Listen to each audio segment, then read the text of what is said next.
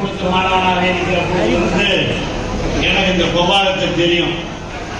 அப்ப இடையாத்துல இருந்து நான் பள்ளிக்கூடம் படிக்கும் போது 10 கிலோமீட்டர் அந்த ஊருக்கு எங்க ஊர்ல இருக்கிற பசங்க எல்லாம் நாங்க சேர்ந்து நடந்து போய் அந்த கோபாலம் திருவிழாவில் கலந்து கொண்ட அந்த ஞாபகம் இன்னும் எனக்கு உங்களை பார்க்கிற பொழுது வருகிறது.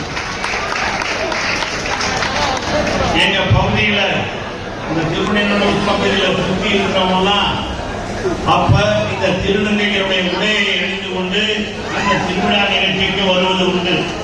அதை வேடிக்கை பார்க்கறதுக்காக நான் சின்ன பிள்ளை 8வது 9வது படிக்கும் போதே அங்கே போய் கலந்து கொண்ட நினைவுகள் தான் எனக்கு வருகின்றன.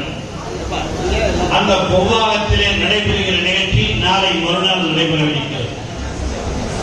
இதே போன்ற ஒரு நிகழ்ச்சி நாளை நம்முடைய இளைஞர் நலன் மற்றும் விளையாட்டுத்துறை அமைச்சர் அன்பிற்குரிய சகோதரர் உதயநிதி ஸ்டாலின் அவர்கள் வருகை புரிந்து அதையும் நடத்த இருக்கிறார். இங்கே வந்திருக்கிற சகோதரிகள் நீங்கள் எல்லாம் எப்படி அழைக்கப்பட்டீர்கள், இப்பொழுது எப்படி திருநங்கையர் என்று அழைக்கப்படுகிறீர்கள் என்பதெல்லாம் உங்களுக்கு தெரியாத ஒன்று அல்ல.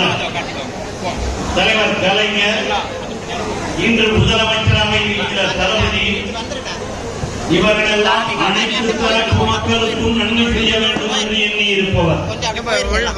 உங்களுக்காக இடஒதுக்கீடு கொடுக்க வேண்டும் என்று தமிழக முதல்வர் கட்டளையிட்டு அண்ணா பல்கலைக்கழகத்திலே கூட உங்களுக்கு